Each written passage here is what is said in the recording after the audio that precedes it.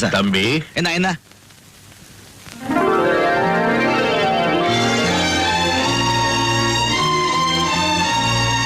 உன் பேர் என்னப்பா? ராஜா. உங்க அப்பா அம்மா உனக்கு நல்ல பேரா தான் வச்சிருக்காங்க. உன்னுடைய நல்ல குணத்துக்கு உண்மையிலேயே நீ ராஜா தான். போயிட்டோம்.